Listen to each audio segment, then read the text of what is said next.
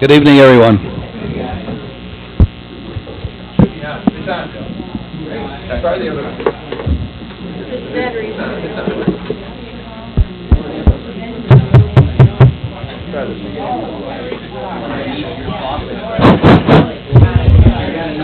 Good evening, everyone. Welcome to our August meeting.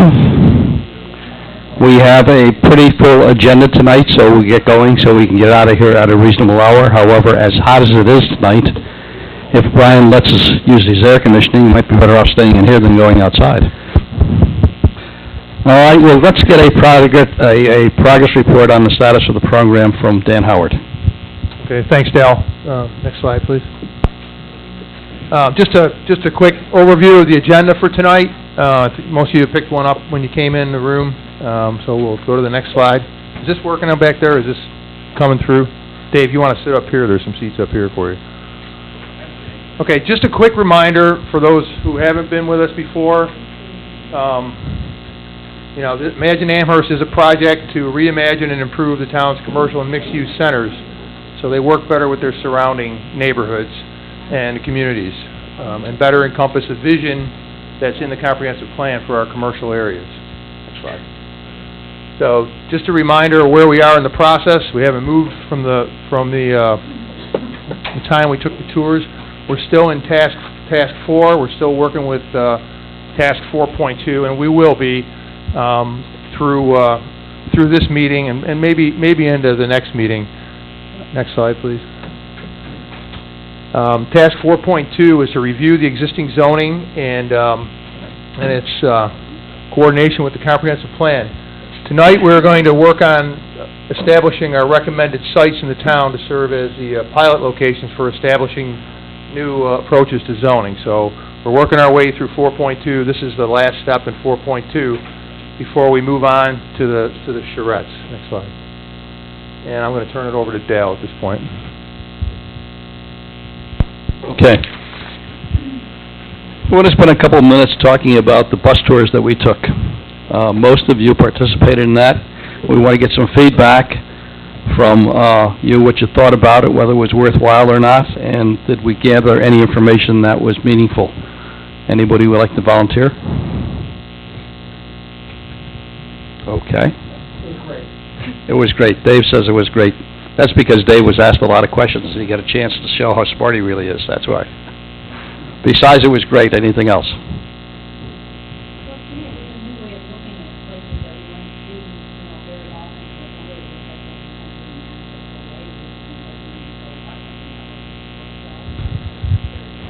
That's a great point because, very frankly, all of us, first of all, are consumers more than we are anything else. So we look at these places as whether they're convenient to us and whether they fit our needs. We don't really look at them that much as to how they fit the community's needs. So that's a great point. Who else? Basic to the names, put the physical description to all the terminology. Very true, too, because sometimes when we talk about some of the things for people who are not familiar with all the terminology, sometimes it's difficult to understand what we're talking about, so being out there and talking about this is what we mean when we say this. And also, I think in some cases, maybe for some people, it also put a name with the facility itself, because there are some people maybe that didn't know that the center even existed in some cases because it's in a different part of town than the part of town that they normally do business in. Good point. Anybody else? I want to comment on the public tour. Yep. We did, excuse me, we did receive one very thoughtful comment from Heather McCarthy. She wrote a lengthy email with her reactions. She refers to herself as one of the youngsters, which is kind of cool. And she agrees that the zoning and the coding needs, greater consideration. She's glad to be included. She goes on to talk about the different places that she visited, and she's grateful for the opportunity to participate. So we're going to probably post this comment on the website so everyone can see her full commentary, but I Right. thought it was very thoughtful. Oh, absolutely. She was on the public tour, I believe. Yes, Yeah, you will. right. Yeah. For those of you who are on the public tour, because a couple of you came with us, okay, does anybody want to comment on the public tour? Ramona, you were there.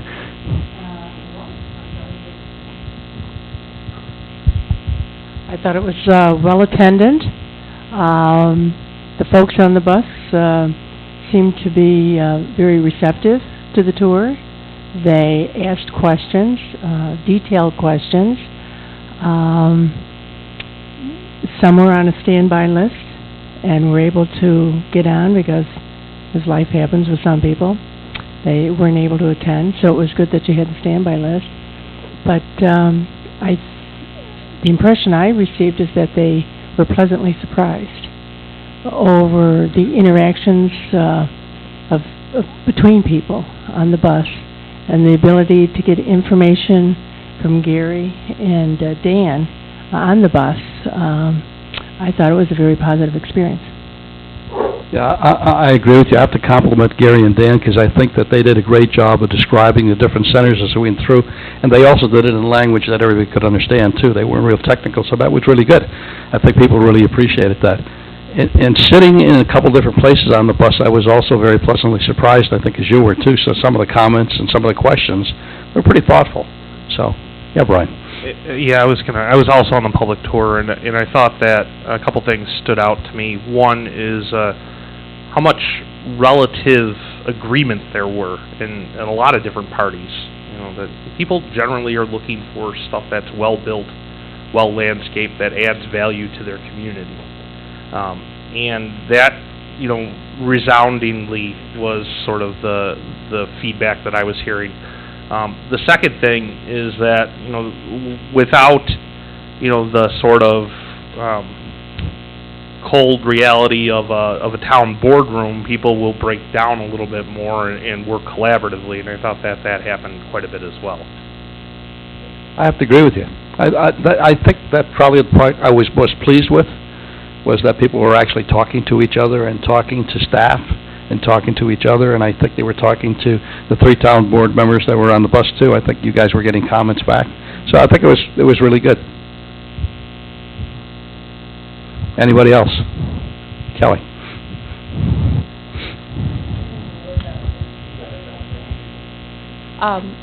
In addition to becoming familiar with the different locations from a land use standpoint, it was very helpful to also look at it, at least from the transportation lens, through GB&RTC, and not only what opportunities arise from these various locations that we're going to be looking at tonight from a land use and zoning perspective, but how, from a transportation standpoint, we can enhance what we're doing around the table, too. So that was just something that I was thinking about, and that was brought out through the tour from my perspective. Let me ask you a question. Did you get any feedback from anybody about your services? Anybody say anything to you? Did they even know who you were? Maybe that's a better question. Most people probably don't know who we are, and we are purely a planning organization for the 2-county area, but work closely with a lot of the transportation operators in the region. But just thinking about, you know, some of the Main Street organizations, some of the 4-lane thoroughfares that we visited, Sheridan, Niagara Falls Boulevard, you know, how from a transportation standpoint, you know, first things first, we've got to think about the form-based zoning and what we're here to do, but how can we enhance that even further down the line as we think about transportation to support some of the future land uses that we'll be considering. So I think a great opportunity from the different types of centers that we visited and what type of things we can think about going forward. Good. That's good. That's great to hear. Yes, Jane? Well, the public group, we filled the bus. And as Ramona said, there was a waiting list, and some people, you know, didn't show up for whatever reason, okay? So we were able to take I think everybody on the waiting list to put them on the bus, right? Anybody that wanted to go went with, okay? So we had a pretty good mix of people. Just one more thing, while I'm thinking about it, the presentation to the public was, I think, more detailed than the presentation to the committee that we had in the council chambers. I was wondering if there was any way that the members of the committee could have access to that presentation. I don't know if that's possible, but, Let's ask the tall guy standing behind you. We can get that loaded up there. We should be able to do that. Lee, are you Good listening point, to though. me? Lee, are you there? Yes. We got a, Did you hear any of what we said? Most of it. What were you looking to get loaded up? so we'll talk. You got a request for your presentation at the stakeholder, tour. So we'll just make sure we grab that from you if we can. Okay, yes. I think we may even have it on our server. So we'll get that loaded up. Another thing I heard from a couple people is that there was a realization, it seemed like almost kind of an aha moment, that if we do nothing, there's a consequence to doing nothing. That's not necessarily going to produce what they would want to see at various locations, which I think is important, because sometimes status quo has an inertia to it that's difficult to overcome. And if that message can get across, I think it'll go a long way toward helping with the project. I think it's an excellent point, but let me ask you a question as the Assistant Planning Director for the town of Amherst. Are we going to be able to satisfy everybody? No. No. I mean, not everybody's never going to be completely satisfied or happy. If we can get to a pretty high percentage, we're going to be doing pretty good. Yeah, I think that's one of the takeaways that I had too. Listening to some of the people, the comments were not gelling in some instances because there were different thought processes, but what you talked about was very evident too, the fact that you got to do something. So I think most people understand that they can't get everything what they want, but if it goes basically in the right direction, they'll be happy with it. I guess the right direction is also open for, Sometimes you get what you need. Yeah, right, exactly. Anybody else? Okay. As interesting as those tours were, the real meat of what we're going to do is going to be coming up very shortly, because when we get to the charrette piece, or the design planning meetings, if you want to call them that, that's what's really going to be important. So you have in your packet a schedule of those, and already I'm probably jumping the gun and getting ahead of the agenda, but you really should look at that schedule, and you really should determine whether or not you have an opportunity to spend some time there, because it's going to be very important to be able to be available to the public to get input. And if you listen to what people have to say, it will actually give you a better understanding of where we're going and how we're getting there. So, please try to plan to attend the charrette meetings. Okay, Annette, are you ready? I'm ready. Everybody knows Annette, by the way. She is a consultant with us, and she's doing outreach activities. Annette Herman. Good evening, everyone. Just a little report on the activity of the website. We've been working very closely with the town and Code Studio to make sure that the site is functioning in such a way that it accomplishes the goal of communicating with the public the way everyone wants it to. It seems to be paying off. You'll see the numbers up on the screen there. When we first launched in March, we had 556 visits to the site.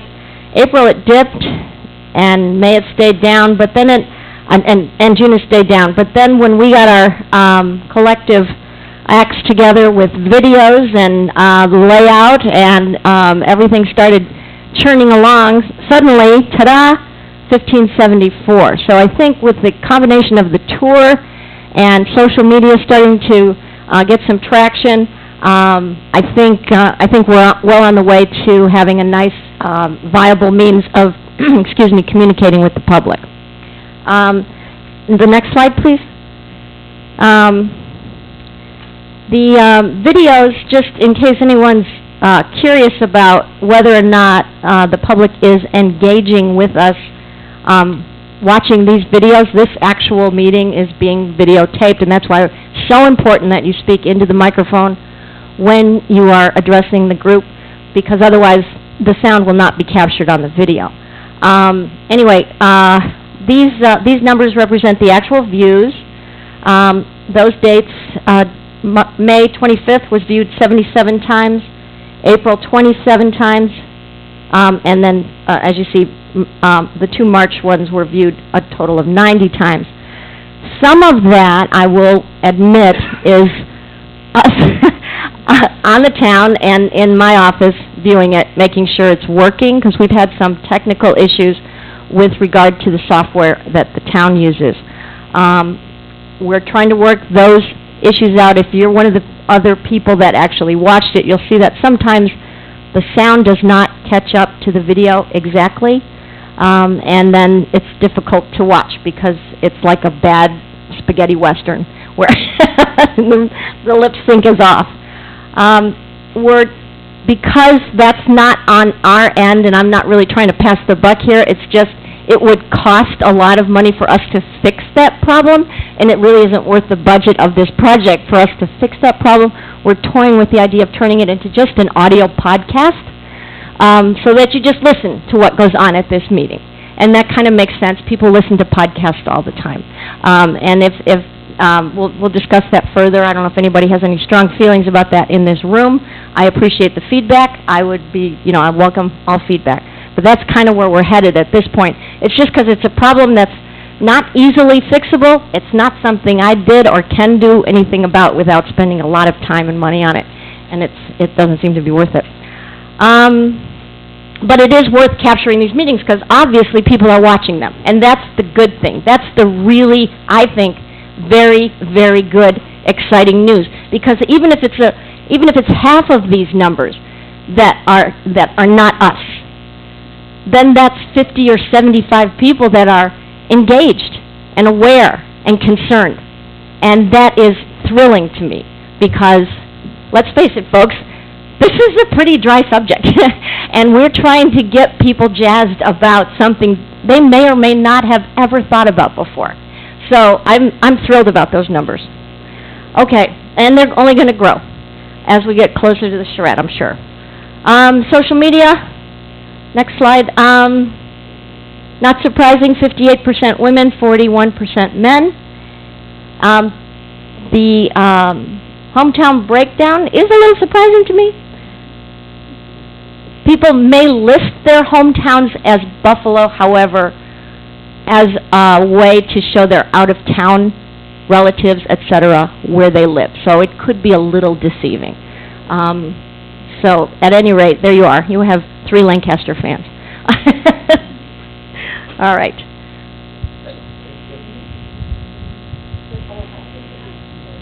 Yeah.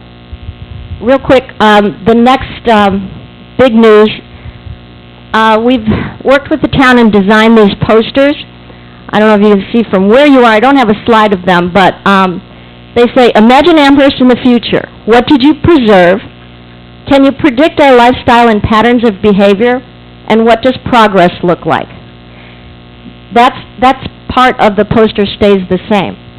This bottom portion will topically change out a few times, 3 or 4 times, with different questions that we want people to interact with. This particular one says, question, how can Amherst neighborhood centers fit better within their surrounding community? And then it's got an illustration of a few different landmark locations. So it's an invitation to get involved with social media, visit the website, and attend the charrette. We intend to print these and put them up, especially in the centers that are determined in tonight's meeting, so that people that frequent those centers get used to the idea that, oh, this is a hot spot. This is a topic of discussion. People are paying attention to this area. Okay? Any questions? Thank you very much. Lee, if you can hear me, you're up. We're talking to charrette. I hear you just fine. So I wanted to describe for you guys a little bit about the progress of the charrette. This is a draft of the charrette schedule. The dates are correct. The places are not yet determined, so that will take us a bit to get those and to be able to finalize this. But you can begin to ask all of your friends and neighbors to get engaged in this charrette process. So as Dal mentioned, this is really this is the critical sausage-making point in the project. And so I want to describe what some some of these bits and pieces are that you're seeing on this week-long schedule, and make sure you know which are the most important and which can go on without you. So, number one on the list, if you could come to only one thing, it would be Saturday morning's hands-on workshop. So September 24th, in some space somewhere in Amherst, we'll be holding a hands-on workshop. And we'll actually be talking about the series of centers that you guys will be selecting tonight. So that is one of the key input opportunities for the general public. And in this case, I'm asking you to take off your working committee hat and put on your I'm a resident or a business owner or whatever else in Amherst and show up on Saturday morning. The next most important thing, if you could only come to two things, in addition to Saturday morning, I would ask you to come to the closing presentation on Wednesday night and see what all the ideas have been that have been talked about and express your interest in, agreement with, disagreement with during the course of that presentation. That's a great chance to see everything that's gone on during the week in compressed form. Beyond that, then, if you have a little more time, I would ask you to come on Monday night to the drop-in open house. Everything that happens on Saturday morning begins to get filtered Saturday afternoon and Sunday in the design studio. And so by Monday night, we've actually got some ideas pinned up on the wall about what these various selected places might look like in the future and what kinds of rules we might start applying to those if we were bringing in new zoning. And so that drop-in open house is a good time to present your own feedback. It is truly a drop-in, so anytime between the hours of 6 and 8, you could come in for 10 minutes, you could come in for 30 minutes, you could come in for the whole 2 hours if you feel like it. In addition, there are a couple of more opportunities. One is the 2 lunch and learns on Monday and Tuesday. Those are simply because we have experts in town, we have the opportunity to have you see a little show and ask some questions of our experts. And in this case, one of those for sure will be a discussion of form-based code and a chance to get kind of form-based code 101. So it is just a little more in-depth discussion of things. It's held over lunch. It's a brown bag. Bring your own lunch in and eat lunch while we're doing the presentation. That's kind of the idea of it. Finally, anyone is welcome to come into the Open Design Studio on Sunday, Monday, and Tuesday during the hours shown. So that basically 9 to 7, if you include the open house on Monday, it would be 9 to 8 p.m., and then again 9 to 7 p.m. on Tuesday. If you can't come any other time and you only have a limited time to come talk to us, between those hours we'll be working in the studio and someone on the team will talk to you. That might include one of the staff who are working with us. It might be one of our team members, but someone will find the time to talk to you about your concerns during that period. That's sort of a description of how some of that will go. It's also important to note that the working committee, we may choose to turn you into a stakeholder and have a meeting with you during the course of this event. It would probably have to be a daytime meeting, which is different than your usual schedule. So that's something that eventually you'll want to talk about as a group in sort of figuring out how we might get you engaged. But it might be nice to turn you into actual stakeholders or a focus group and bring your own personal expertise to bear during the course of this. Those slots on Monday and Tuesday during the Open Design Studio time will be filled out pretty much hour after hour with various focus groups that we need answers from about a variety of things. So we'll be talking to transportation people, we'll be talking to business people, we'll be talking to a whole variety of kinds of folks during those time periods to try to make sure that what we're working on is actually right-sized for Amherst. So that's kind of the schedule for the week. The work-in-progress presentation is not the end. It is really just the summary of the week's activity. There's much more activity that happens after this in terms of writing up both the plan amendment and the new code language. But this is where the bulk of the ideas being put down on paper actually begins to happen. So I wonder if anybody has any questions about that before we move on.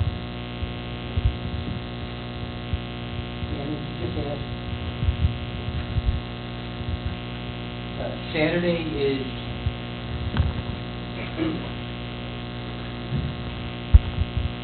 Lee, is Saturday a continuous event similar to an open house, or is that a... No, it is we want 3.5 hours of your time if we can possibly get them. You probably really need to start when we start. You could leave early, that would be your personal choice, but we would definitely like you for that time period if we could. So that is a full-time event, as is Wednesday night's work in progress. Probably the first hour of Wednesday night is a solid presentation, and then there'll be some discussion after that that would be more optional. But that 3.5 hours is, I know, a big commitment, but it is the big chance to really have personalized input on this at a facilitated table with people talking, with sort of maps and drawings in hand. Lee, if you wanted the working committee to participate in a meeting later on in the week, what would be your preferences to the day, Monday, Tuesday? Actually, probably Tuesday. And the reason I say that is we might like to get up and through the open house to where we think we have a good sense of where the public is asking us to head, and then we could confirm that with you before we did the final work in progress presentation. We'll of course be talking with the staff, but the staff will have, one view of the world, and the working committee might have a slightly different one. So if I was picking, it would be, an hour and a half on Tuesday. So if we planned on Tuesday evening at 7 o'clock to meet, could you stay with us at that point? We could. There will be people continuing to work that evening, and I will openly admit I typically take that evening off, given what happens the next day, which is that I personally end up in full gear headed for the presentation. But if 7 o'clock that night turns out to be the best possible time, that would be fine. I might be tempted to back it up a little earlier. If people could get there by 6, for example, that would be better for me personally, just in that, it would give me a chance to quit that night and get fed later on, etc. All right, so before we go any further, can we go a show of hands? Who would be willing to show up that night at 6 o'clock, probably for an hour and a half?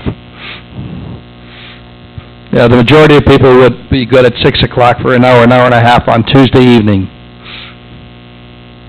Consider yourselves booked. Good, thank you. Lee, do you need to go to the next slide? Which is continuation. Sure. Continuation of the charrette. Anything you wanted to remark on there? So all this is the back side of the page that you saw. This is typically used as a handout. We would start probably handing this out publicly when we go see the council. It might come out in its current early version, before that, but since we don't have the locations on here, I'm a little reluctant to share it too broadly until we get that kind of pinned down. We don't want to confuse people. But these are little descriptors like the ones I just gave you about what each of the pieces would be, and so these are available already. I believe it is posted on the website. Is that correct? This 2 pages? That's correct. So it is available currently, and you could get it in its current form, but we'll formally be handing out the more complete version later on, including, potentially door knocking the businesses in our selected areas, etc., to try to get them engaged as well. Okay, do we want to proceed then and start our discussion of the commercial centers? And we're gonna go to the next slide, and it looks blank at this end, but this is when you're on, Mr. Einsweiler. That's fine. So in your packet, you have a sheet that starts with consultant, recommended center types, and location. You guys could rattle that out so that you've got it close to hand. That's what I was going to talk about a little bit here. So we have spent a fair amount of time with staff talking about the kinds of places that we think would create a set of places that if we worked on all of them would give us the majority of the ideas we would need to be able to create the new zoning for all of the centers in the community. And while the intent here is to treat these like pilot areas and customize the zoning specific to these places, it is also the intent that these ideas could be more broadly used so that, in theory, no one has proposed this yet, but in theory, we could rezone any of the commercial activity centers in the town at the time we take the pilot centers forward. So these are representative places that allow us to study a particular issue and show what the development community would likely create in those places and the kinds of rules that we would use to ensure that we get the vision that we describe. And so we've included them in sets here.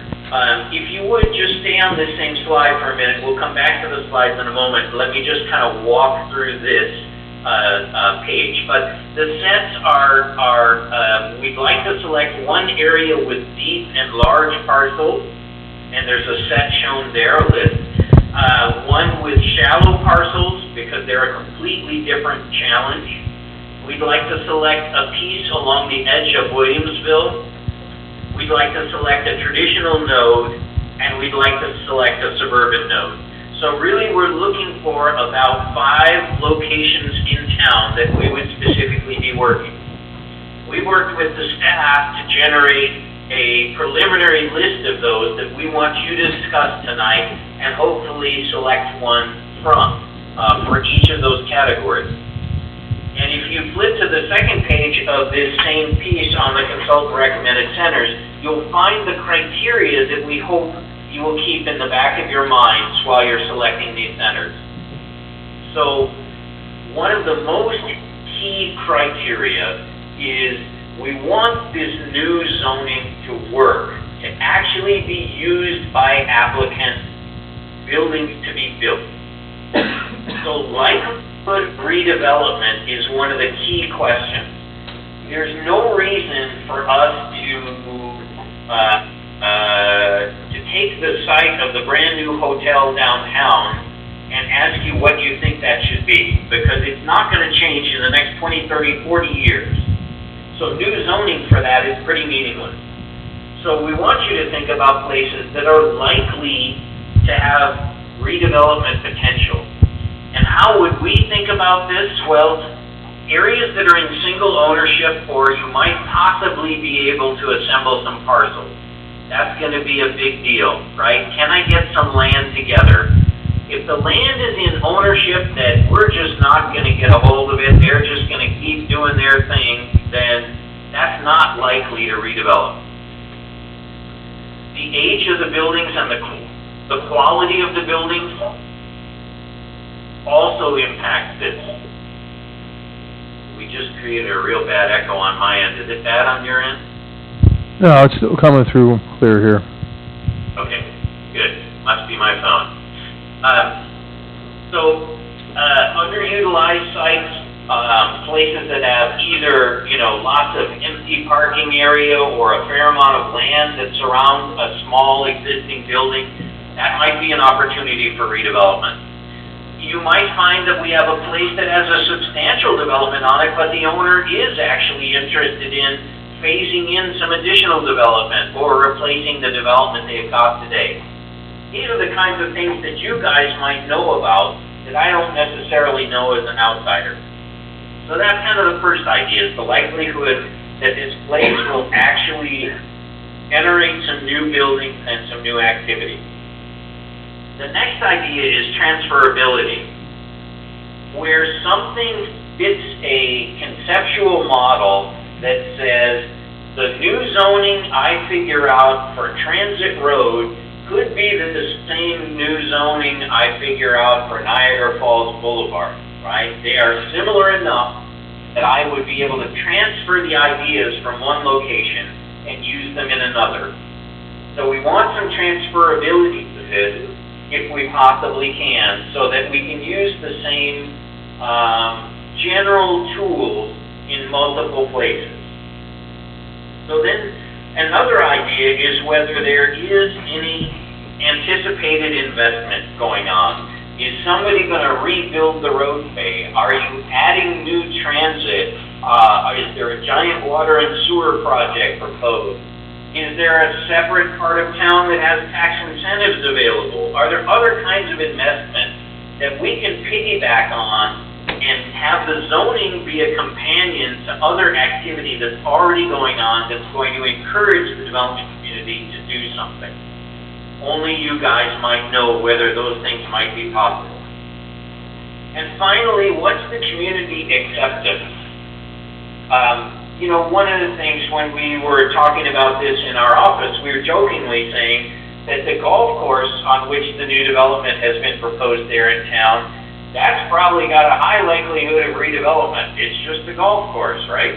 On the other hand, if we were to look at this question of community acceptance, the willingness to allow a pilot project there, to allow new zoning there, the willingness to have some kind of streamlined approvals that would get us using the new zoning is pretty low for that type.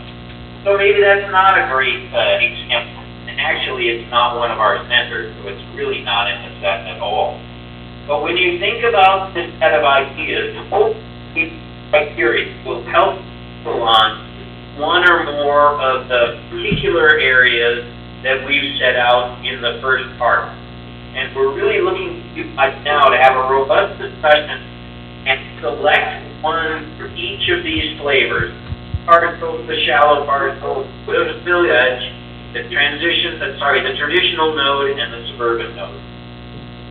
So with that, I will turn it back to staff. There are samples of each of these in some aerial photos, and Dan is going to help talk through. Dal's going to facilitate this discussion.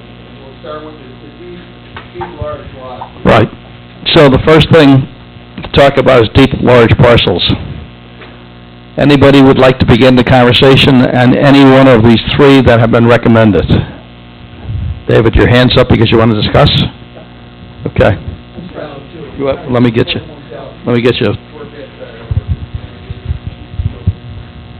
So my first reaction from looking at these was they weren't the obvious.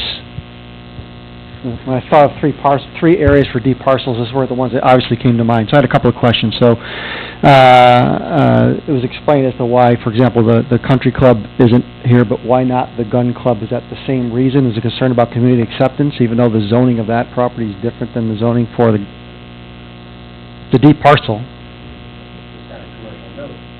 No, we're talking about deep parcels.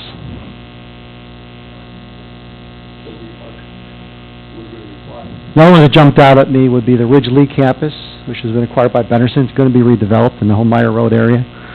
There are a couple of big ones there that I think are ripe for redevelopment, especially the Ridge Lee campus. There aren't any really neighbors there, a significant number of neighbors, I would think, to immediately complain. It's in an area that's currently going through a lot of change, so I just was curious as to why that might not be on the list. It was hard for me to kind of get excited about the Home Depot site because that property's kind of isolated across from, the Walmart across from the Home Depot. I don't necessarily see that. It seemed more isolated than the other parcels. Transit Road from Maple to Sheridan Drive seems kind of like, is that really going to change that much? Really only talking about one side of the street, the other side's Clarence.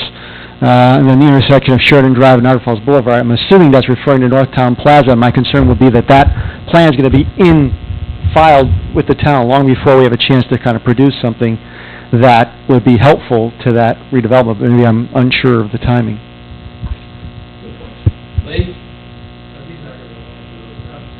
No, I don't want him to answer. Lee, I'm curious as to something. If we decided we didn't want to go with either three of these and we wanted to make our own recommendation, are you open to that? Absolutely, yes. As long as you guys can kind of agree on it and staff is not adamantly against it, I'm fine with it. Okay.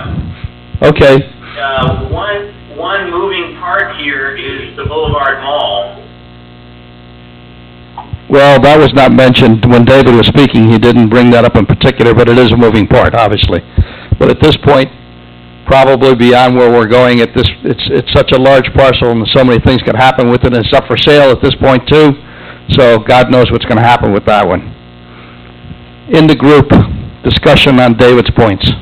I guess, just of the three, I'd prefer to see the North Towns Plaza as an example. I think it's the obvious thing. It's coming. Change is happening there. But to Dave's point, not dealing in any way, shape, or form with the gun club is just kind of ignoring the question that the town's largely ignored since everything went up in smoke last time.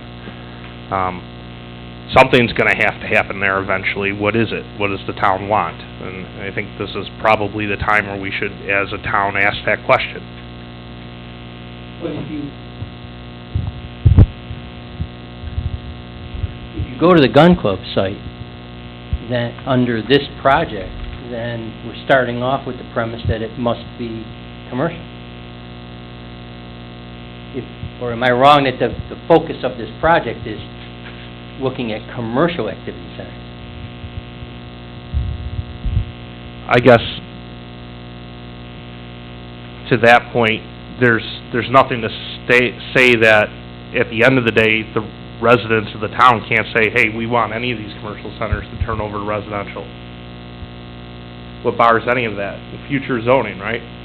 So who's to say that any of these are going to be locked as a commercial center? You're looking at a large open tract of property that borders a main arterial that's sitting vacant. And I don't know. I mean, again, we can, as a town, just ignore the fact that that question's going to be out there for a long time, and we can wait for the next zoning project where we deal with residential and commercial to come along, and then we can deal with it.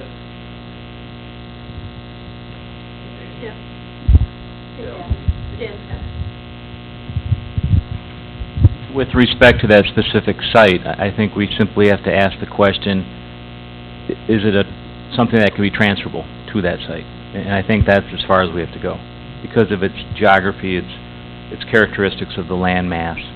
So I don't think we have to really say this is a site we choose, but, you know, we look to the question of whether or not it's something that could be transferable. I think, Dan, I sort of agree with you from the standpoint of it's a greenfield, in essence, where all the rest that we're looking at are occupied sites with different activities going on within the site. And I think it's probably more important to get an active site to renovate or upgrade versus working on a greenfield site.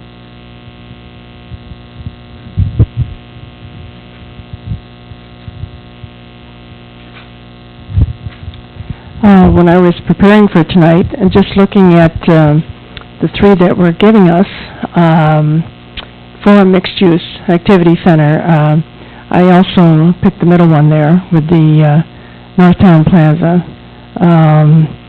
because of the amount of time that I think that was spent on both bus tours, sitting there on the bus and discussing what that area could possibly look like.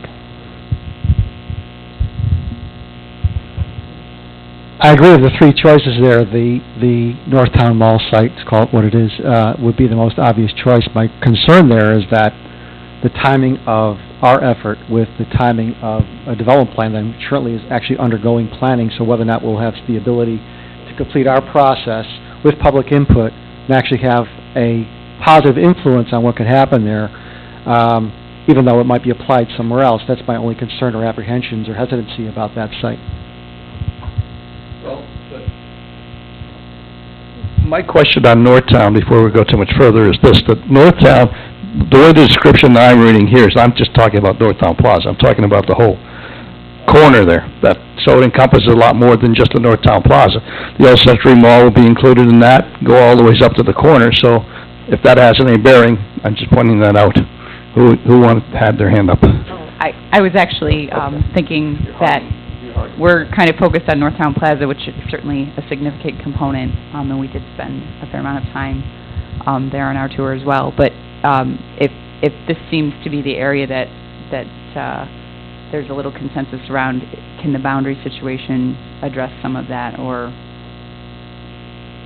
when we dig down further? Yeah, I think, and Lee, correct me if I'm wrong, and Dan, correct me if I'm wrong, but I think when it was on this list, it really was meant to be that whole parcel, all the ways down to the corner. So it would go Egrid Road, the Niagara Falls Boulevard, up Sheridan Drive, encompassing the current Northtown Plaza and the Old Century Mall too. Correct? Right, and Dan is shaking his head affirmatively, so that should be considered. By the way, too, though, in the meantime, I also have to point out that Brian makes a very valid point. Somewhere along the line, whether it's in this committee or not, we're going to have to look at the gun club, too, and make a determination there is what's going on. Ramona, I guess that's going to be part of what your charge is going to be going forward. All right, so, any further discussion, or should we start taking some tallies on this? Yep.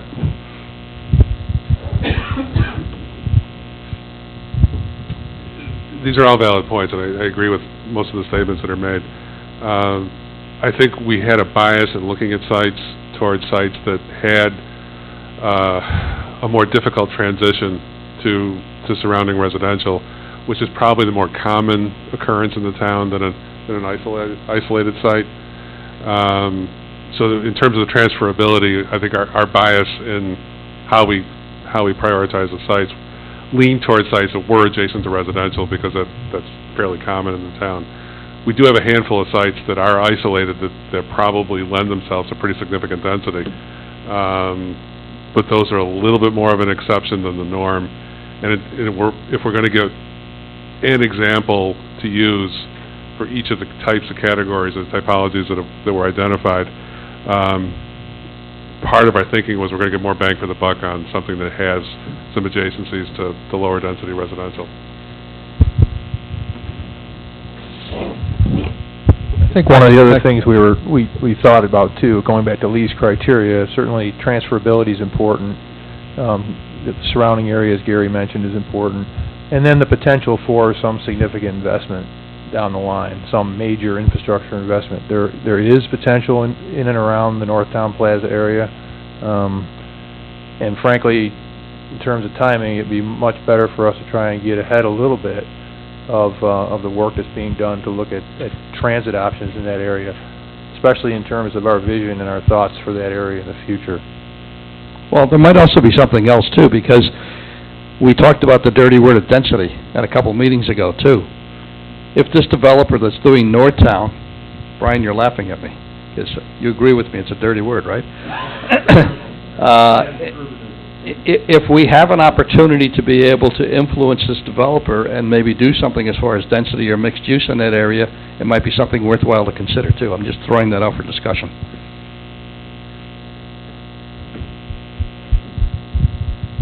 Okay, see, no further discussion. Okay, wait, Duncan has something to say.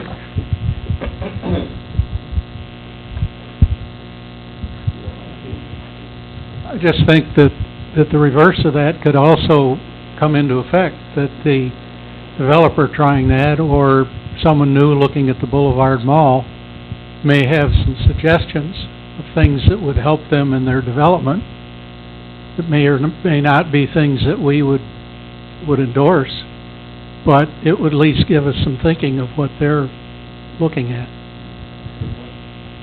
I guess I have a question. I think the Northtown Plaza makes sense, but does anybody know how far along the planning is for redevelopment of the majority of that site? Because if it is too far along and the zoning gets modified to reflect what the committee and the residents want, and then the first thing we have is variance challenges to the zoning, because they already have the ball rolling, it just seems like you could take some steam out of the engine real quick. That's what David said. You know, Concerned about starting an effort and then having it kind of be interrupted by the submission of a plan, and then, you know, the effort expended towards that site kind of doesn't get manifested or fulfilled. The other thing is, I do find the site to be a bit unique, so in terms of, in the sense that it's an island surrounded by roads, and that's unusual for deep parcels remaining in the town, so in terms of transferability, it's a bit of, I think, from looking off the top of my head, a little bit of a unique kind of property in the fact that it's got a 360-degree access, and a lot of the other larger parcels around, whether it be the Gun Club or Ridge League, really doesn't have that kind of island status that kind of looks at it from 360 degrees. So whatever you do there, is it transferable to some of the other larger parcels that remain in the town for development, whether it be the land across the university on Millersport, the Gun Club property, Ridge League property. So just trying to make sure that the use of the consultant's time and our community's residents' resources is being expended on something that is going to really create the results that we want, that we can harvest and use. Lee, I don't know if you're catching any of this conversation. Hopefully you are. Any insights on what you've heard so far? Do you have any thoughts on what you've heard? I'll openly say I'm reluctant to do the gun club. It just has too much controversy surrounding it, and it's not necessarily our role to resolve, you know, sort of ugly old controversies. So that would be, you know, an extra truckload of challenge we're adding to things. So I would rather tackle someplace free of some of that controversy. I don't think that where the Whole Foods is going is a great site, unless we're talking about completely replacing the adjacent shopping center. Well, that's a good question that we don't have an answer to, because we don't know what the plans are by the developer. However, again, I'll go back to you and say that in addition to just the shopping center itself, it also involves the Century Mall, and it could involve all the additional property that goes all the ways up to the Eggert Road, Niagara Falls Boulevard intersection. So when you look at it in its totality, it may have a major impact on some of the areas that we're looking at going forward. On the other hand, there's no adjacencies to residential, so to Gary's point, we're looking at that too. So, yeah, I don't know. I mean, there's pros and cons. I'm okay without the adjacency question on this one. The adjacency will definitely show up on the shallow parcels, but if it doesn't on the large ones, that's okay. We just haven't talked about Transit Road yet, and that one has transferability. There's a variety of ownership and existing development patterns. It's probably likely to be redeveloped or improved a piece at a time, so it just seems like there's several opportunities to get whatever plan we put together implemented. Wanted to throw a vote out for that site. To answer the question of what we know about what's going on with Northtown, is we know very little at this point. Unless the building department has had more recent contact, we have seen no firm plans for the development of the remainder of the site other than the Whole Foods. There's some conceptual stuff that's been thrown around, some of which involves basically reusing existing buildings and adding some outbuildings and sort of a lower intensity redevelopment. We've seen a version that pretty much starts with a clean sheet of paper and develops an entirely new center. The most recent conversations we had with the developer, which go back probably about, at least that I had with the developer, which go back about 6 months, there was no indication then that there was anything firm or anything imminent that was about to be submitted. So I agree with David. There's a bit of a risk to it from that standpoint. That risk has to be factored into the discussion. I agree wholeheartedly with Lee's assessment of the gun club. I think the past the past baggage with the development of that site might overwhelm whatever we're trying to do and become a lightning rod that makes, pretty much obliterates whatever we're trying to accomplish with this process. Okay. Yes, fellas?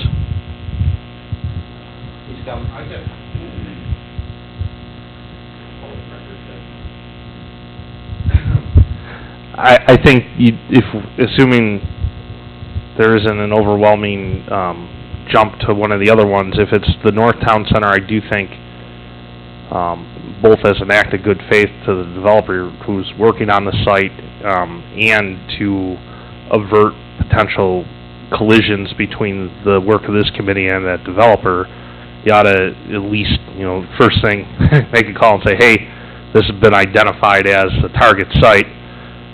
Potentially that developer would want to come in and be part of the conversation.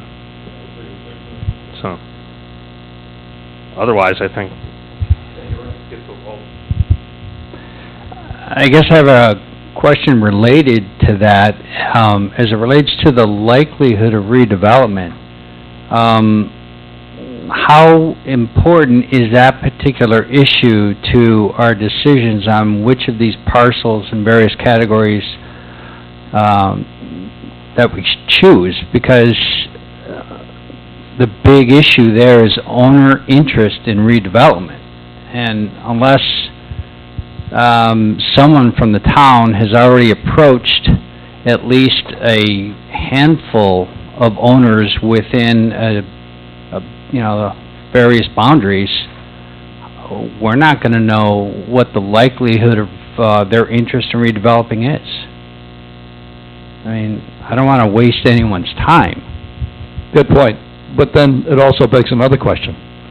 It begs a question that if, in fact, the developer of that parcel does something phenomenally good there, all the adjacencies to that parcel, would they be encouraged to do something too? And if they did, this new zoning code could come into play with all of that too. It's a possibility. So, both sides of the coin.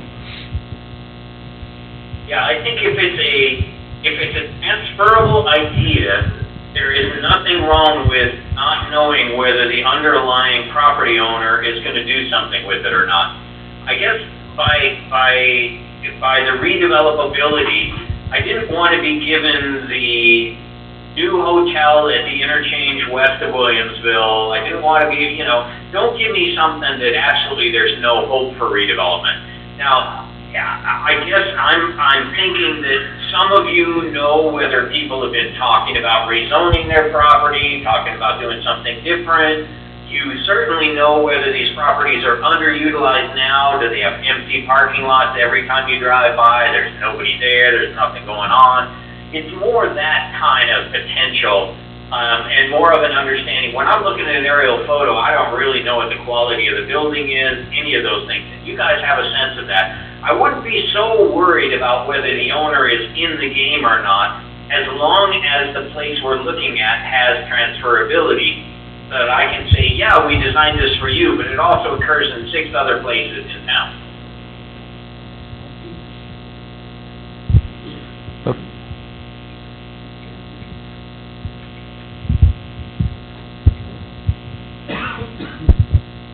Hi, Lee. I just want to chime in from the building. There's limited comments I can make to protect the owners of those properties, but the Home Depot site would be something off the table.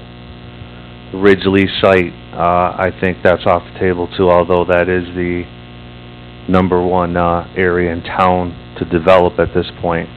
Not sure about Northtown and transferability. I'm thinking the transit parcel from Sheridan to Maple has the all the check marks on what you're looking for as far as future transferability. There's also a huge difference in demographics between that parcel and the Northtown parcel, and I don't know if that's factored into your decision to pick that one or not.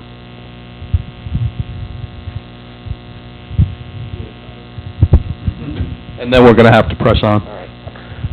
I guess I I agree a little bit with Dave's comments here, and I guess I had a question, because originally when we were looking at some of these, we had talked about looking at some type of node that had some office components in it. And as we look at what's going on nationally with retrofitting primarily suburban office parks into mixed-use centers, there doesn't seem to be one of those as an example if we're talking about applicability and transferring to other areas of the town.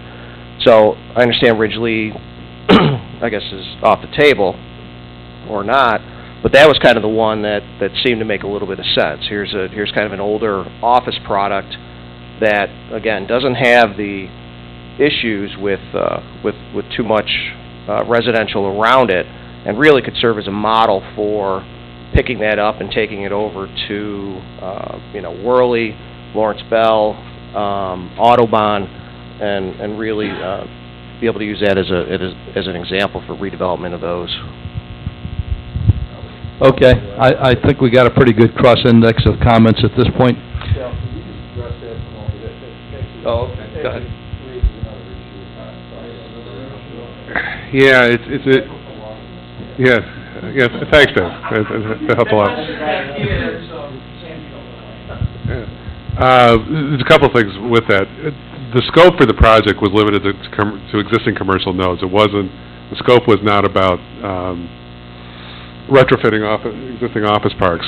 Although, as part of the discussion with Lee, and as we've progressed through looking at different parts of the town, that clearly is an issue that we have to deal with. And Lee has actually suggested that we consider a node of that type.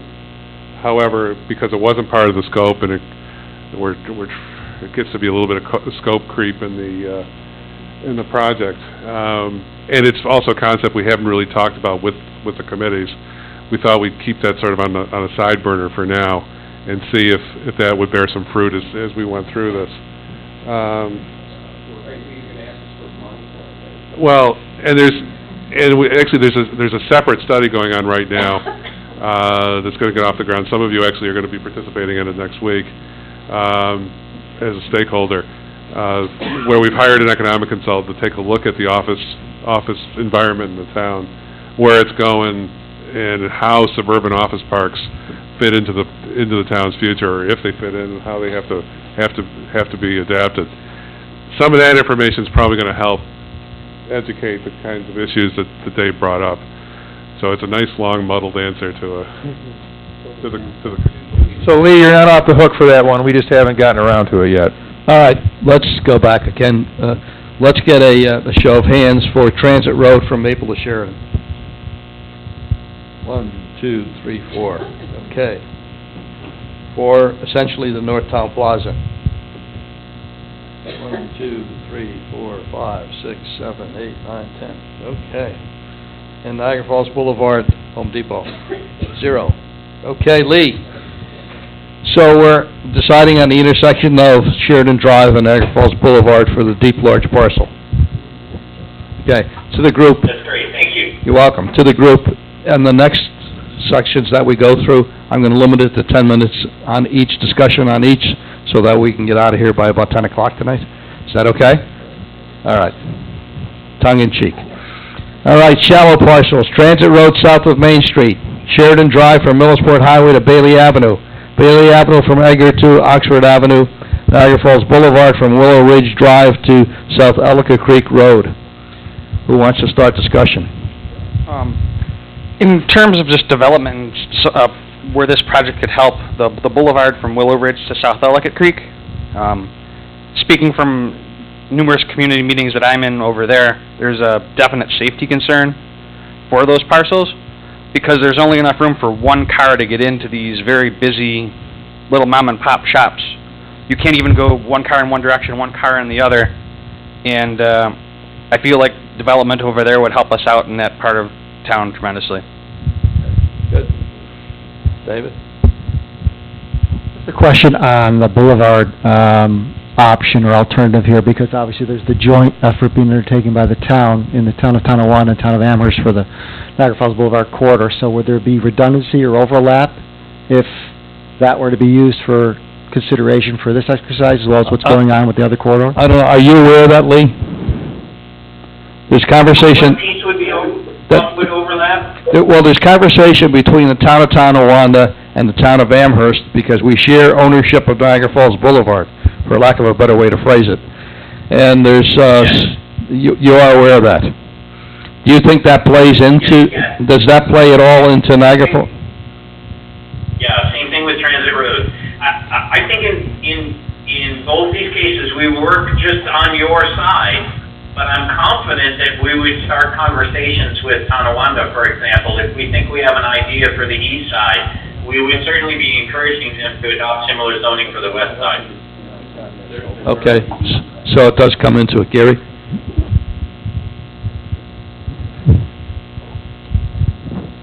In many parts of Niagara Falls Boulevard, you have two different development patterns on the east and west side. Maybe up here, where we're talking about shallow parcels, it's similar in Tonawanda, but as you go farther south, it's different. It's shallow the whole length of the way in Tonawanda. But I think what Lee may not understand is there's already conversations between Tonawanda and Amherst. I don't think he understands it. Lee, you are aware that Amherst and Tonawanda are already looking at Niagara Falls Boulevard jointly? Are you aware of that? Yes. Okay. As part of the NFPA or whatever they are, yes. Okay. There's a different initiative, it's not related to transit, but Kim is actually managing that project. I think zoning is a consideration in the scope of that, but I don't think it's evolved to the point where that's something we're going to deal with in the immediate future. The current study is more of an inventory of what's along the boulevard. It's not really recommending any types of rezoning or land use changes at this point. So I think that it's more, we have discussed with Tonawanda to work together with them, but what that is not part of the Niagara Falls Boulevard study at this point. Okay. Further comment?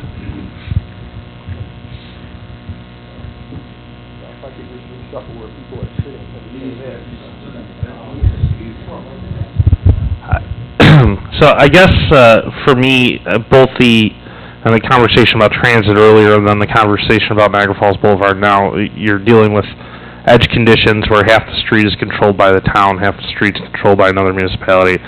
Sheridan Drive knifes right through the heart of the primary density of the town, and I guess that would be the area I'd say if you're going to look at something that's transferable and something that's going to be sort of immediately be able to impact both sides, that would be the one.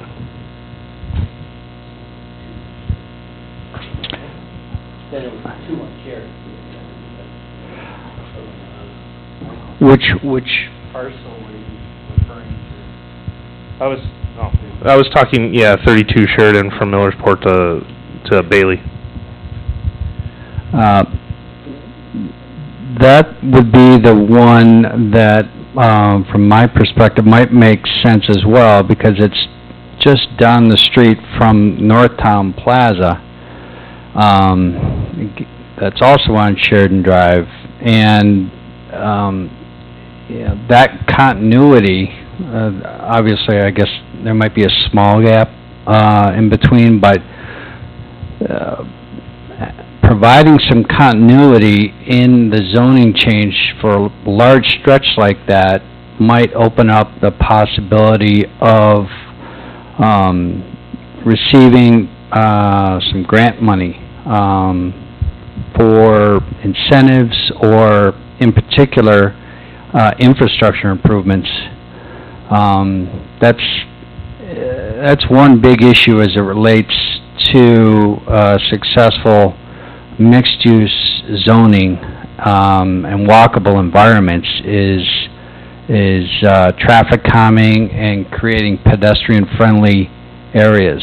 And right now, Sheridan Drive is not very pedestrian-friendly. So I would love to see some money invested in traffic calming measures along that whole strip of Sheridan Drive. That would also help promote redevelopment and reinvestment in that area. Good points. Okay, further discussion? Ramona?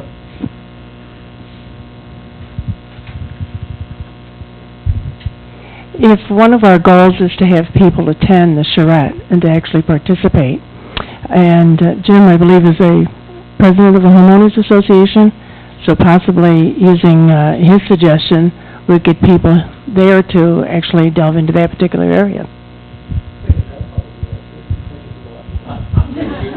You're not going to give up, are you, David?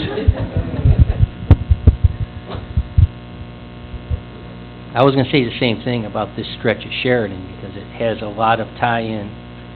There's shallow lots right that back up to residential areas, which would be, it's not unique, it's real transferable, and it would probably get a lot of input from the surrounding neighbors. I don't know how close we are to our time. Lee, I'm going to ask if you have any insights on this type, anything to add to the conversation you've heard so far? Well, I guess one point would be, I wouldn't worry terribly about the single-sided road. We're only going to tackle sort of, site-by-site conceptual planning here, so the fact that it's one-sided doesn't bother me. So I would keep the one-sided roads in the mix.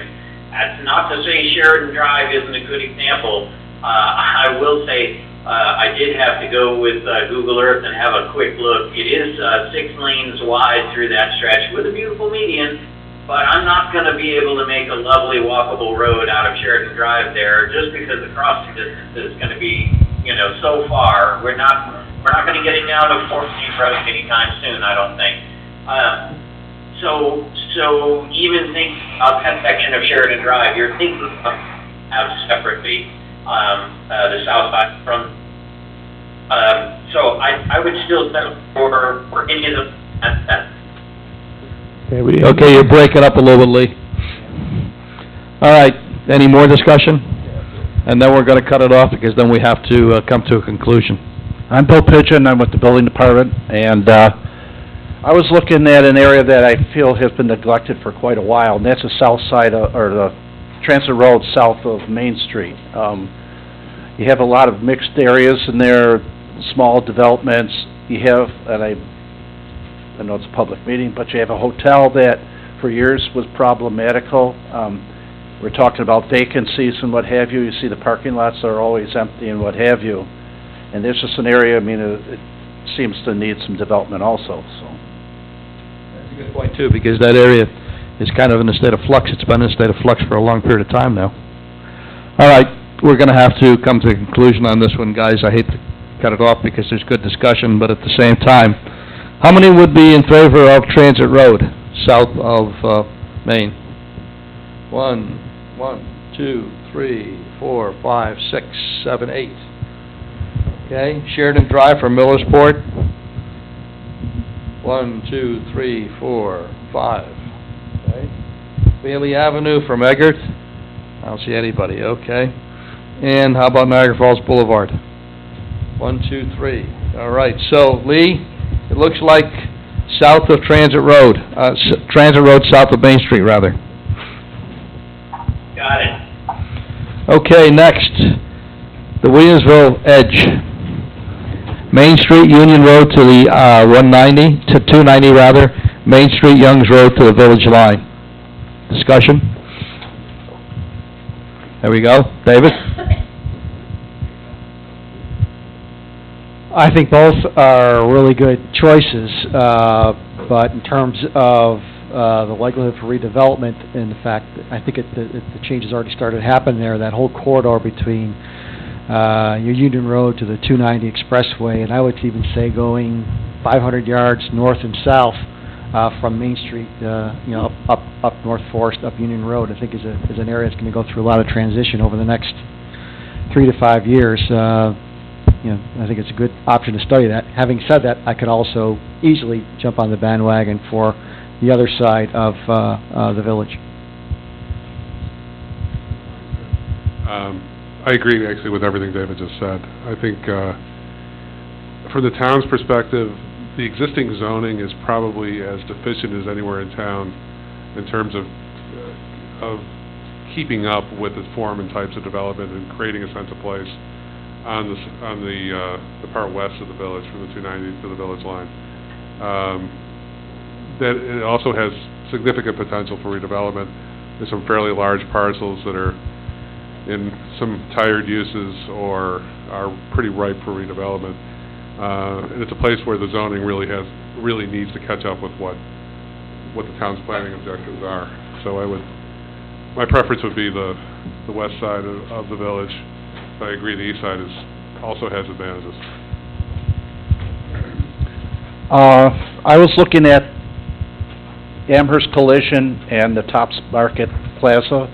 It seems to be very underutilized. I mean, you have the offices that are on Union Road using the parking lot for additional parking. You have bus tours going in there and they're dropping off people and what have you.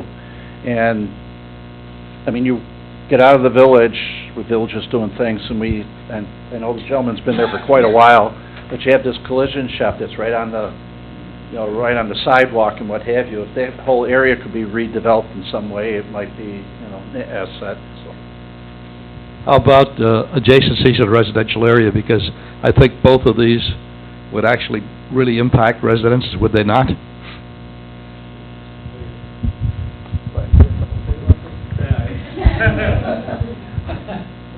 I have an essay prepared. The concerns, we face concerns on both sides of the village, at the village boundary, so I'm purely wearing my village hat at this point. The amount of individual zone parcels on the east and the west side is staggering, and it makes it very hard to get any continuity. People come in looking at the village for redevelopment, and we have to point to our perimeter. You look at it, and then they start to laugh if they look at the zoning. I'm not trying to make fun of a point here, but east of the village, from the village to Youngs Road, that little cross-section that we looked at, the outline piece, there are 10 separate zones in that site. There's, if you count up, each parcel split, every parcel's got a different zone. I think some of the parcels have 2 zones running across them.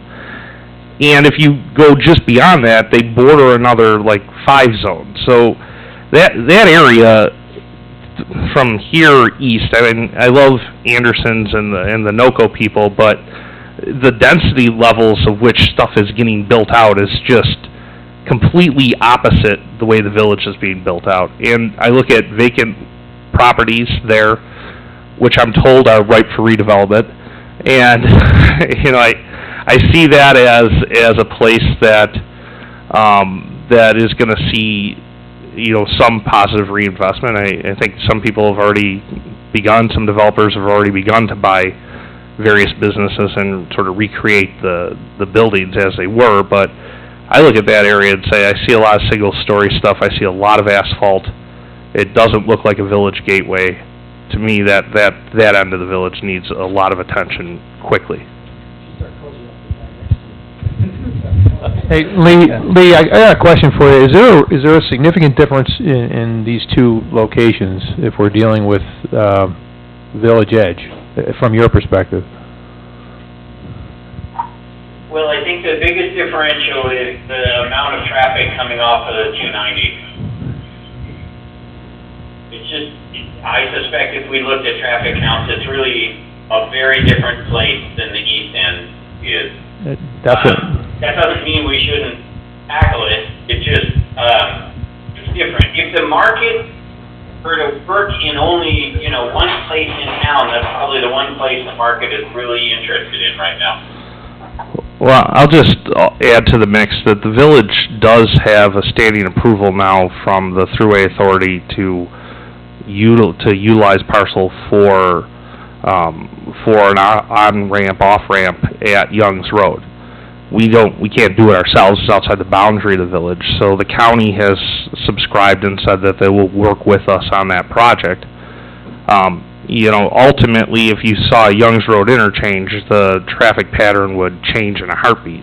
So I think it's something that we have to look at.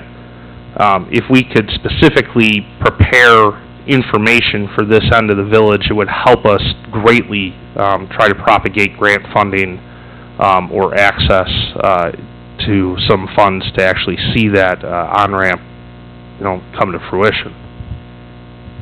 Well, although it's a consideration at this point, to be honest with you guys, I don't know how the traffic pattern really enters into the conversation, because we're really not talking about traffic at this point. We're really talking about the redevelopment of areas and the adjacencies to the residential areas. So, good point, but at the same time, all right, I think we should be ready to come to some kind of conclusion on this, if you guys are ready. Main Street, Union Road to 290. How many in favor of that? 1, 2, 3, 4, 5, 6, 7. Wow, almost half the room. Okay, Main Street, Youngs Road to the village line. 1, 2, 3, 4, 5, 6, 7, 8, 9. Okay, Lee, Youngs Road to the village line. Okay? All right, traditional node, Snyder, Main Street from Burroughs Drive to Amherstdale Road, and Eggertsville, Main Street from Westfield Road to Maynard Drive. Who wants to begin conversation? Wow, nobody wants to take this one on. This was supposed to be really difficult. Go ahead, why not, David? You're good at starting conversations. I really struggle with this one because from the Eggertsville site, from my perspective, it's really a single site. It's the building currently occupied by Key Bank. It's still occupied by Key Bank. It's certainly underutilized, but it's a single site. I'm not sure what else is happening in an intersection other than that particular site, so I feel like we're going to be planning a site with Benchmark not at the table to hear the conversation. Main Street from Burroughs to Amherstdale, I mean, maybe there's a little bit more variety there, I guess, although it's not necessarily a little section of town that's going to change dramatically, but I really struggled with either one of these, and I was trying to find an alternative to suggest, and I have to admit that I have to punt because I couldn't find one.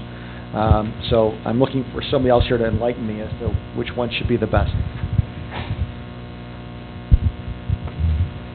Again, in hoping to get people to come to the charrette, I also would agree with the Eggertsville one, from Main Street from Westfield to Maynard. Just to get people to participate, and then also when I think of Eggertsville, one of the first words that pop into my mind is the ability to redevelop. Me? Okay. Yeah, I think out of the two of these, Eggertsville is probably the best because you never know what's going to happen with those institutional uses. I mean, we saw what happened with the Cataletian Center, so there's some opportunity there to take a look at it. But to kind of punt this and look at another one, I almost think Harlem, Kensington, Cleveland could be a potential node that has Harlem, Kensington, Cleveland, yeah.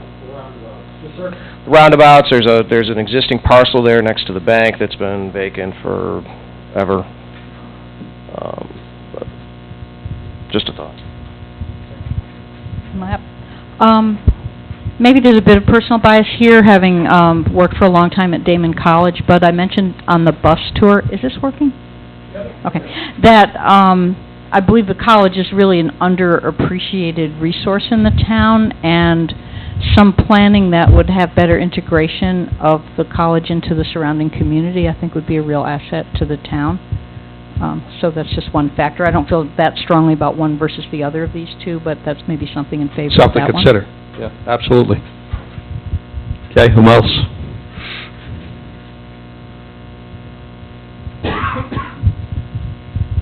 I was hoping we could get Lee's perspective on the idea of Harlem-Kensington-Worley intersection.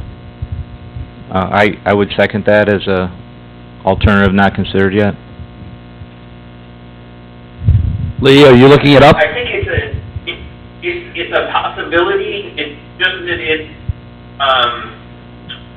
has a looser relationship to the immediately surrounding neighborhood. It's not so tightly embedded as the other two. So the transition issues that we're trying to solve for the site, I guess we will also be trying to solve those on the narrow parcels, so maybe we'd be okay shifting down to here. I don't fundamentally have anything against doing Kensington Harlem. Does the fact that we have a couple of roundabouts there that change the pedestrian experience a little bit, is that an issue in terms of transferability or anything, Lee? Would that be something we should be looking for? I think we'd be reaching back far enough from the intersection that we'd be okay.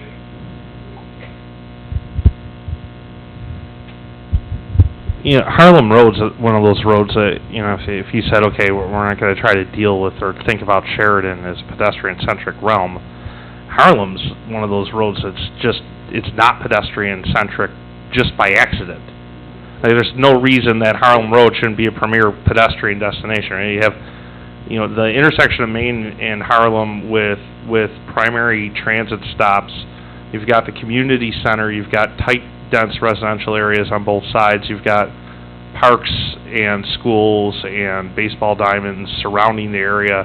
You would think that Harlem would be a natural pedestrian generator, but you don't see anybody walking in. If you look at the pedestrian experience there, it's miserable. Yeah. So I think that is got the potential to be sort of a keynote intersection because of the roundabouts in place, and I think that those couple blocks heading back up towards Main Street makes sense. It's something you could continue down Harlem later on. Can I play devil's advocate with you? How about redevelopment? The two areas that are cited as opposed to Kensington, Harlem, where's the greater potential for redevelopment? Individual parcels here. Just pointing it out. Something you should think about.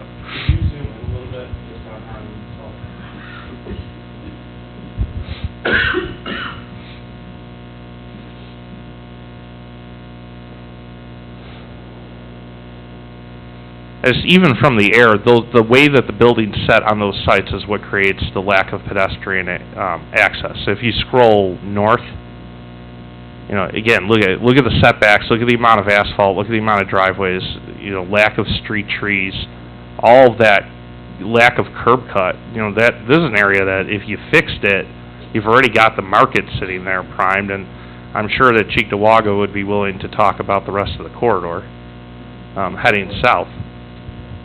We've already funded an economic study several years ago, so we know what the buying power is in the geography, so.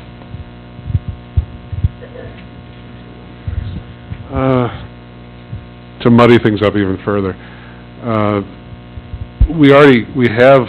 was a planning effort that was completed in Harlem, Kensington, Cleveland about 7, 8 years ago, where we developed an overlay. We spoke about this a little bit on the tours. The overlay actually does most of the things that Brian describes. It pulls the buildings up to the street. It's very pedestrian oriented. It hits all the kind of key concepts. It's also in place at Main and Eggert. It is not in place at Main and Harlem. However, Main and Eggert, the overlay as it's drafted is not particularly suitable.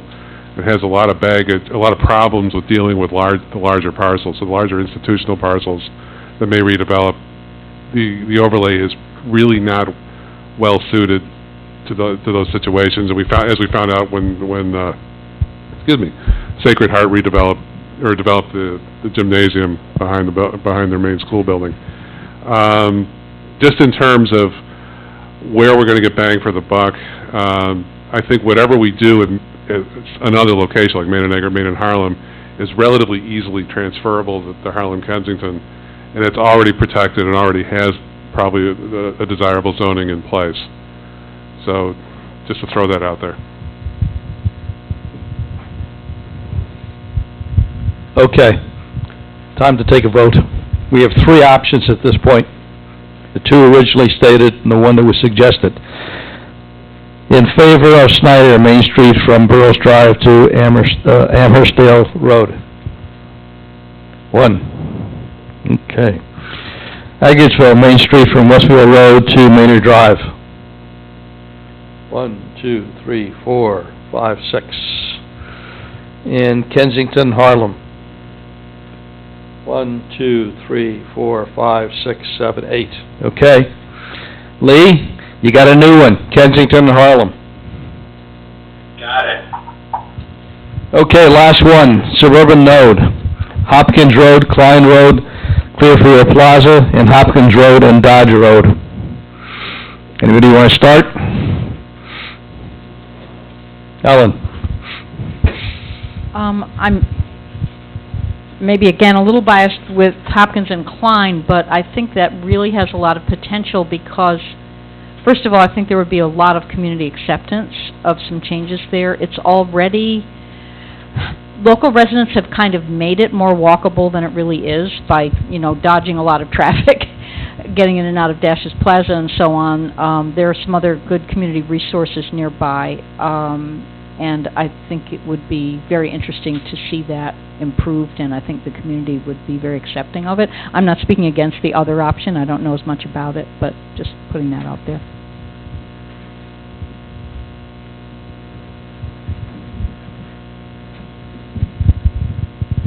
Just living in the northeast part of town, I asked several people about Hopkins Road, Dodge Road, and everybody seems to be happy the way it is.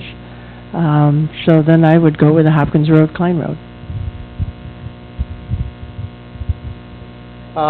My apprehension about Hopkins and Klein is the first category in terms of likelihood of redevelopment. I think, the centerpiece of that, of course, is the supermarket anchored plaza there that I don't see the owner doing anything dramatic with anytime soon. Doesn't mean it couldn't be a model for something, but I wasn't sure that it necessarily ranks highly in terms of likelihood of development. I was trying to think of another alternative. I don't know if this is a good one or not, but the only other thought I had was Millersport and North French, not far from Cross Point, and there are parcels there that are underutilized, such as the used car sales and kind of a residential lot diagonally across from that. I figure at some point in time, given the development that's taken place there commercially and residentially, that could be a good study site for a suburban parcel, or suburban node. I would agree with Ramona, except saying it for Clearfield Plaza. I think both of those work, and the biggest issues there are making them more pedestrian friendly, but that's not necessarily the mix of uses on those two sites. It's about getting there. Similar to what Dave is saying, I was wondering if a third choice might be Getchville Plaza, which seems to have more turnover, a little bit bigger area, still transferable to other sites, it backs up to some residential areas, hits all the criteria. On Millersport Highway.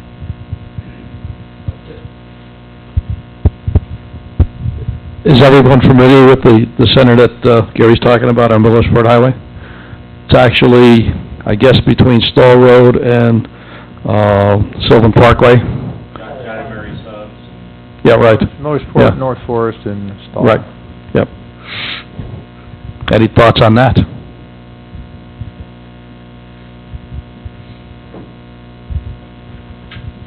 I'm not sure this would be considered a suburban node, but another pretty tired plaza is Maple Ridge Plaza, next to Sweet Home Middle, right on the intersection of Sweet Home and Maple, where the AMC Theater is.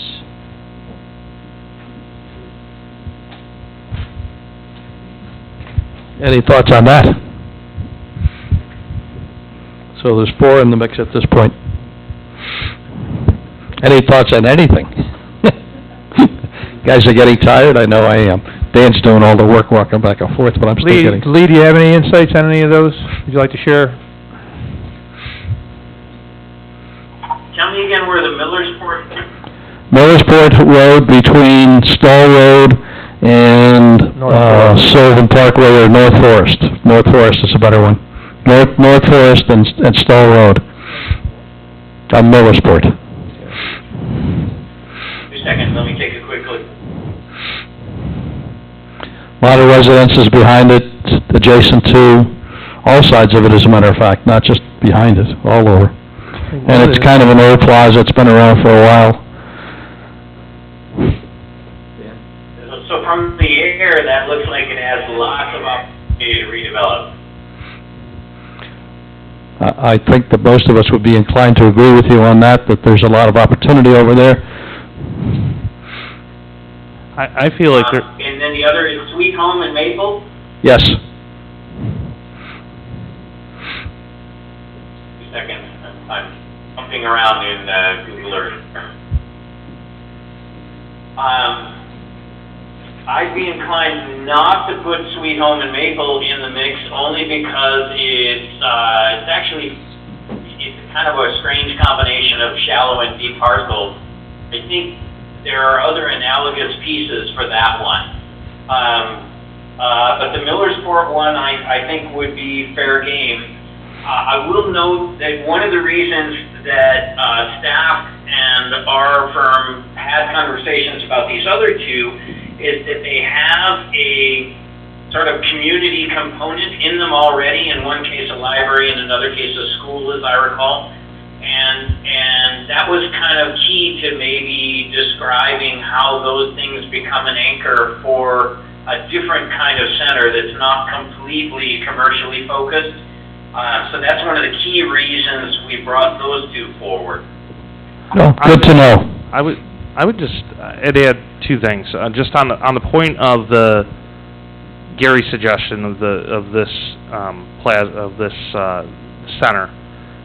If you talk to people, and Ramona alluded to this, that use the Hopkins Klein Plaza or users of anybody who lives around Williamsville North or Casey Middle, they'll tell you that they love those places as they are. I mean, they're places that have an overwhelming visit rate right now. It's one of those, hey, they're not broke, let's go try to fix it scenarios. This thing's just sort of, nobody thinks about it, except for some business users who come over for lunch. It's sort of a forgotten center, if you will. Yeah, the Gettsville Center. But the Maple, the Maple and Sweet Home point, not as a center here, does bring up something interesting, which is we're talking about transferability. We don't have anything near the university district. We're not talking about, there's an area where you would think density, student housing, big mixed-use facilities.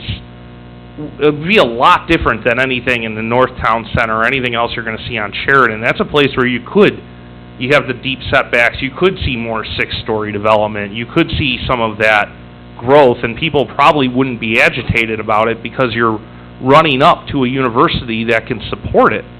I think we're missing something if we don't have a university district center in mind. It's what happened with the Bevilacqua property, where he needed 11 variances on that site.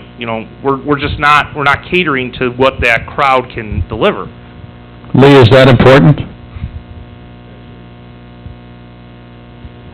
So I'm a little bit reluctant. There's a couple of things. First off, we did talk a lot about stuff for the university, including the replacement of the NCD area and pieces to the west and north there.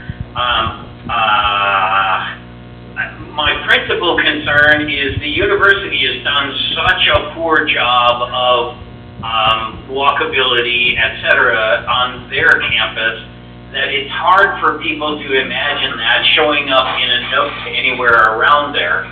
I'm not against it. I just, maybe the other tools that we propose will make it easy to propose a similar tool being used here.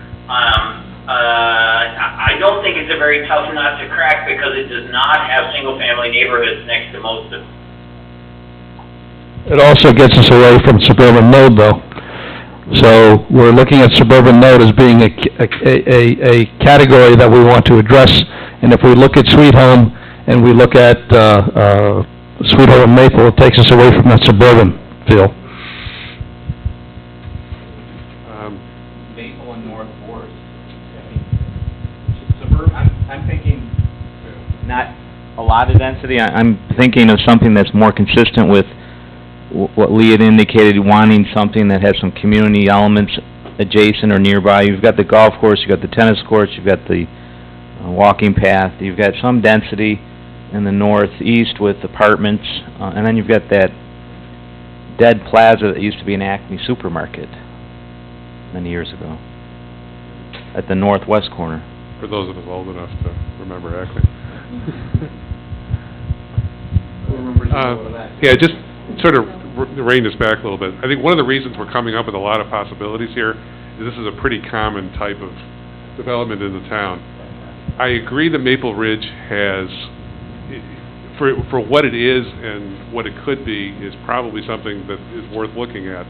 The problem is, in terms of nailing the typologies that are going to be most practical to us going forward, I think we need to get a more typical suburban type shopping center in the mix, because it's going to be pretty commonly applied across the town. If we use this slot for something that doesn't fill the bill, it's going to have some problems in developing the code for the entire town. So to that point, besides the two that were originally suggested, it really would be Gettysville Plaza and even Maple and North Forest would fit more of the characteristics that we're looking for. Right. Again, I have to agree with Gary. I think that probably the deep parcel would have been more applicable to the Sheridan Sweet Home. If we were looking at that again, that would be a little different, but... Yeah, right. Well, I don't think we want to go, there again. I guess, for this typology, I would say Gettysville still.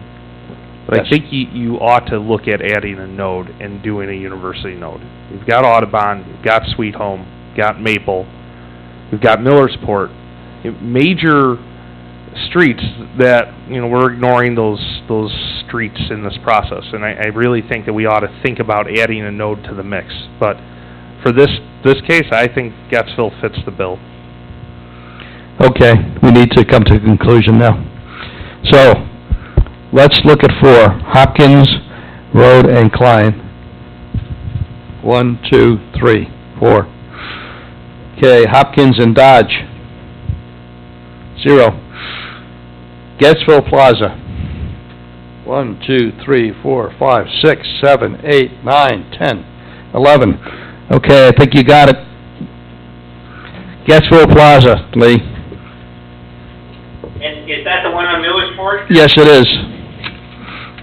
Okay, got it. Okay. I think, Lee, that we're done as far as you're concerned right now, right? I'm great. I'm happy to go have my dinner. Good. Enjoy. Thanks, Lee. All right. We'll talk to you again soon. Okay, thanks, Lee. All right, next on the agenda, because it's getting late. On this Thursday, a week from tomorrow, we'll be having a planning board meeting, and at that planning board meeting, we intend to update the planning board as to what we've done so far and where we intend to go going forward. The steps that we're taking are that we come to a conclusion as 2 committees, we pass it on to the planning board, and the planning board gives it their blessing, and then it goes to the town board.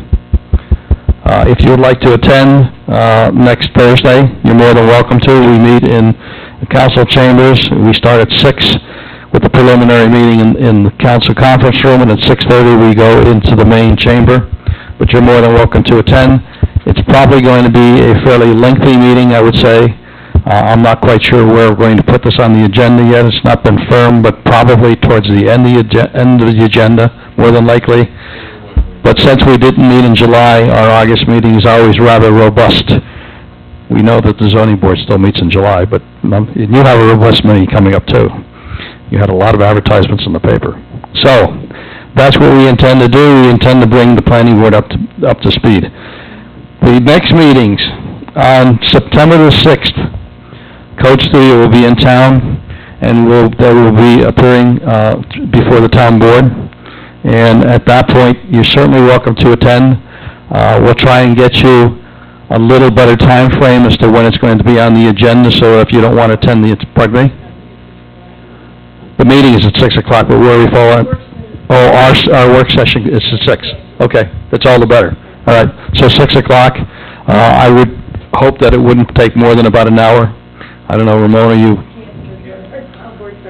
Oh, okay, so there we go. All right. Got that answered, okay. So it would be nice to have a representation of both committees there, because obviously it would be nice to hear what the town board thinks about what we're doing and so forth. I think we're very fortunate because Ramona and France Firth and W. Buckeye were on the bus tour, so they certainly have a very good idea of what we're doing, and it really would be great to go through the whole exercise with them. And then a joint meeting, we're going to be holding a joint meeting on September 7th once again, too. I must commend all of you. I think that you displayed a lot of what we were looking for tonight, and you displayed the fact that you really understand and you appreciate what we're trying to do. I think the bus tour may have helped a little bit because it clarified some things, but there was some great conversation tonight, and I think I learned something from all of you by listening to all of you, because there's certainly a lot of diverse opinions going on, so thank you very much for your participation. Nobody was shy. That's really great. Okay, last item on the agenda is public comment. Anyone in the audience like to make, yes, sir? Yes, my name is Don Smith. First, let's start. I'd like to comment about the problems initially stated about the website having problems with the content. Back at the last town board meeting, I mentioned to the town board members that the website had a problem with one of its videos. I was contradicted emphatically by Mr. Gary Black saying that there wasn't. I heard from the person running it that there is. So I'm going to go with the fact that I think there's a problem. You also heard that this would be expensive to fix. It won't. All you need to do is move your meetings to the town hall council chambers, use their equipment to do the recording, and they will be in sync. They will be active, and they will be available and accurate. No problems in future meetings if you use that. Your choice. I also heard that there's something problem with the software the town uses that caused the problem. I suspect what that meant, the software that the village uses that causes the problem. I'm not sure if that's the accurate statement. But you can solve the problem, and I've suggested it at town board meetings many times. I've been ignored many times. But you can fix the problem and solve it without any cost. Try it. On the other issues, if you look at the utility rate, the town has approximately 124,000 people in it. Given that this is a quote-unquote technical type problem, 1,500 people is really a drop in the bucket. You don't have any participation from the public at this point in time. And frankly, going forward, I don't see you having your charrettes being valuable at all, considering your ability to this point. There's an easy way to count and to find individual people on a website. All you do is filter by IP address, and you can find they have their IP address. Everybody has their IP address. Multiple hits have their IP address. You just do a search for unique IPs, and you get the total number of users that came in. So this is not a particular difficult situation. If there is a situation where the town software is a problem, I'd like to hear about it.